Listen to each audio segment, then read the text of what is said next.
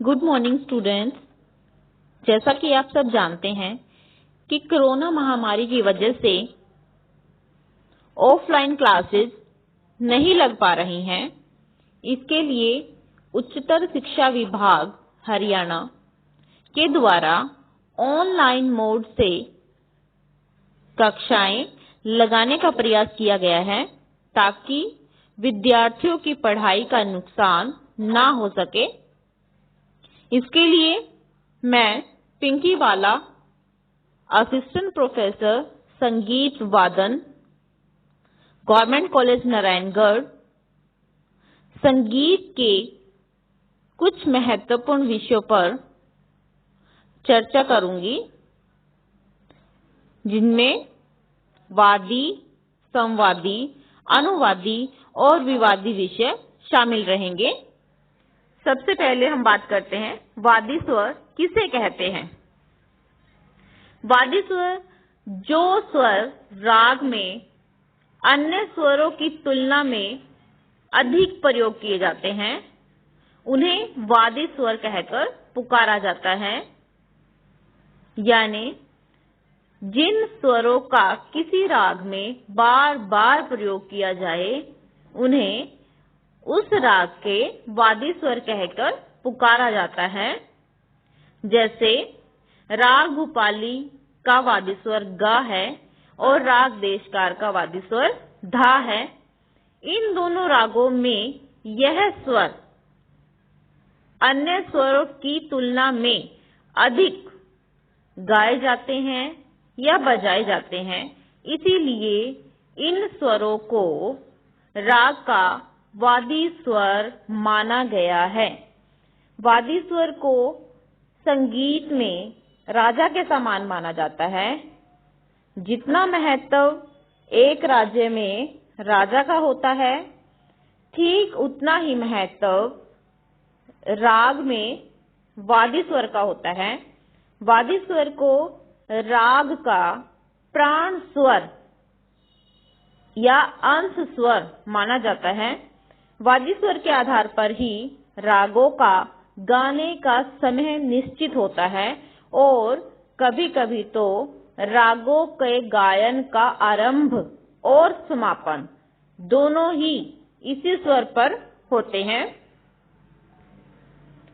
यदि किसी राग का वादी स्वर सा, रे, गा, मा, पा इन स्वरों के बीच में होता है तो इसे उस राग का पूर्वांग वादी राग माना जाता है। सा, रे, गा, मा, पा इतना पार्ट पूर्वांग कहलाता है। इसीलिए जो वादी स्वर इन स्वरों के बीच में से कोई होता है तो वह पूर्वांग वादी राग कहलाता है। और पूर्वांग वादी रागों का गायन समय दोपहर 12 बजे से रात के 12 बजे तक मानते हैं। इसी प्रकार यदि किसी राग का वादी स्वर पा से सा के बीच का होता है तो उन रागों को उत्तरांग वादी राग माना जाता है और उन रागों का गायन समय रात्रि 12 बजे से दोपहर 12 बजे तक माना जाता है। इस प्रकार हम वादी स्वर के आधार पर रागों का गायन या वादन समय निश्चित करते हैं।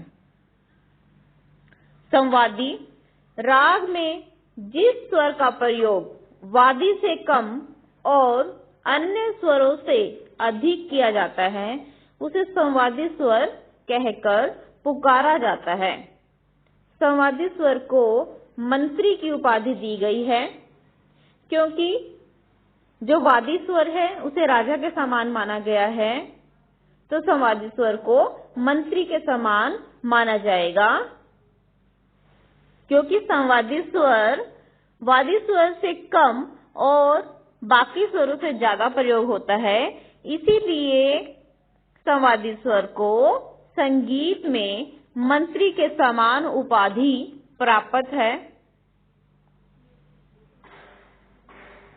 किसी भी राग में यह स्वर वादी से 9 या 13 श्रुतियों के अंतर पर स्थित होता है। इसीलिए वादी और संवादी स्वरों में षड्ज पंचम या षड्ज मध्यम भाव पाया जाता है। यदि किसी राग में वादी से तीसरा स्वर वर्जित हो तो फिर चौथा स्वर संवादी होता है। अनुवादी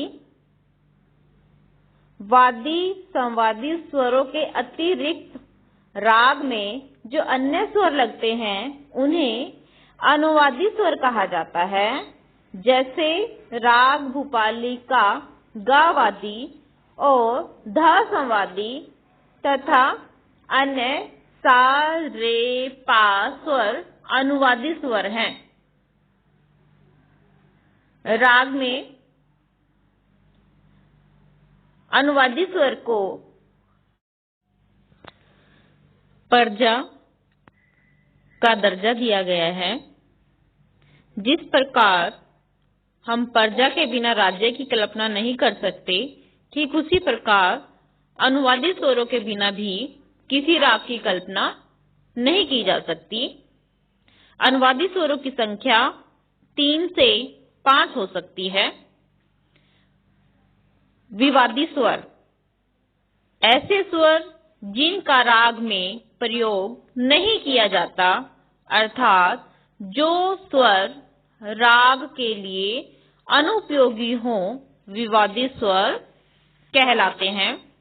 विवादी स्वर राग से विपरीत वाद रखते हैं, परंतु यदि इनका कुशलतापूर्वक प्रयोग किया जाए तो यह राग की सुंदरता बढ़ा देते हैं। जैसे हमीर राग के अवरोह में कोमल निषाद का सूक्ष्म प्रयोग गुणी लोग राग की सुंदरता बढ़ाने के लिए करते हैं।